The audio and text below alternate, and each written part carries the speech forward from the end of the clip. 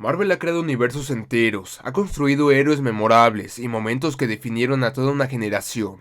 Pero detrás de ese brillo espectacular, existe una sombra que casi siempre se ignora, una falla constante, tan repetitiva y tan evidente, que afecta a películas, series y sagas completas.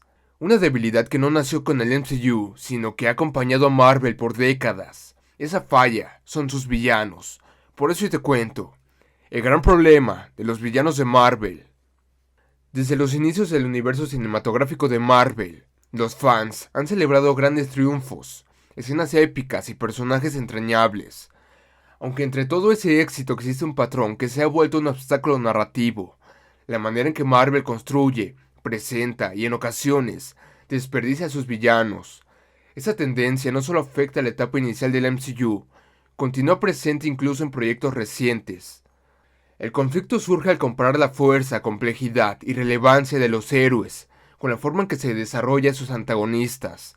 En muchos casos, los villanos terminan nerfeados, suavizados o reducidos al rol de obstáculos temporales, algo que contrasta por completo con su representación en los cómics. Marvel suele privilegiar el desarrollo del héroe, lo cual es comprensible, aunque a costa de personajes que podrían haber tenido un impacto mucho mayor en la historia.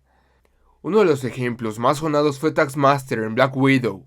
En las historietas, Tony Master es un antagonista temible, capaz de copiar cualquier estilo de combate con precisión letal, un estratega nato y un villano con personalidad.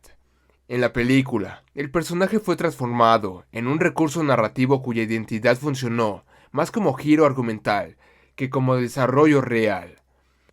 Esa versión volvió a aparecer en Thunderbolts, sin alcanzar el nivel que muchos esperaban, mostrando apenas destellos de combate que nunca terminan por explotar su verdadero potencial.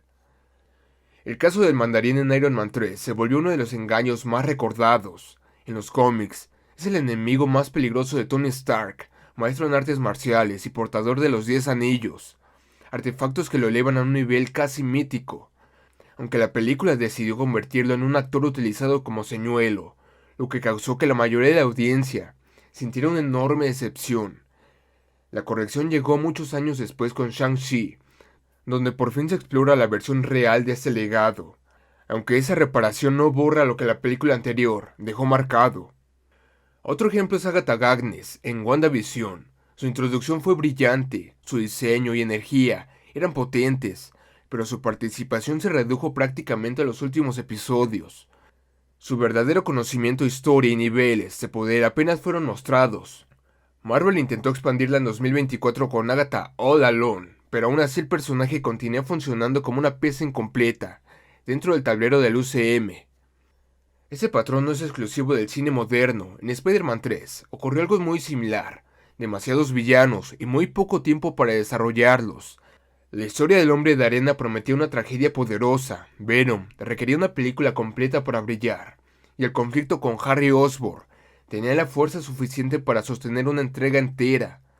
Al unir todo en una sola cinta, los tres quedaron desaprovechados. Otro problema común es la manera en que Marvel justifica el origen de sus villanos. Muchas veces los antagonistas surgen a partir de un resentimiento casi automático, un pasado doloroso, un accidente científico, o una ofensa mínima que se magnifica para convertir al personaje en enemigo del héroe. Esto ha ocurrido especialmente en los villanos del Spider-Man del UCM, donde sus motivaciones tienden a ser expuestas con rapidez para acelerar el conflicto. Incluso personajes de enorme potencial como Ultron han tenido representaciones limitadas. En los cómics es prácticamente imparable, una inteligencia artificial capaz de multiplicarse y controlar redes enteras. En Vengadores Era de Ultron, su presencia fue corta, pese a que tenía el potencial para sostener una saga completa.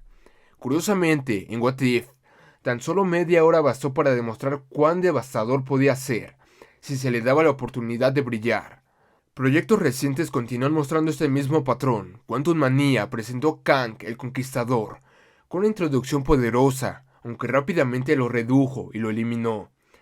Su papel como gran villano de la saga del multiverso se diluyó entre decisiones internas del estudio y cambios de dirección, provocando que Marvel perdiera el que se suponía que sería, el nuevo Thanos. En The Marvels ocurrió algo muy parecido con Darth Bane, Un personaje que podría haber tenido un impacto político, cósmico y moral, aunque quedó reducido a una amenaza fugaz y sin peso narrativo. En muchos de estos casos el problema no es el actor ni el diseño, sino el tiempo limitado que tienen las producciones. Una película debe contar la historia del héroe, su conflicto emocional, su crecimiento, los vínculos que lo rodean, y al mismo tiempo, presentar a un villano con profundidad. Esto es especialmente difícil si se busca que el héroe gane casi siempre, lo cual reduce las posibilidades de mostrar villanos triunfando, o poniendo al protagonista en situaciones verdaderamente extremas. El resultado es un patrón en el que Marvel suele introducir villanos interesantes para después, simplemente desaparecerlos, utilizarlos como herramienta de trama o debilitarlos lo suficiente para que el héroe brille sin grandes sacrificios. Y cuando un villano sí funciona, como Thanos, Loki o Killmonger, ocurre porque se les dio tiempo, historia, motivación y espacio para volverse memorables. Es así como llega al final del video. Bueno, tengo que dormir. Edison durmió antes de encender la luz. Marconi antes de encender la radio. Beethoven antes de escribir la quinta.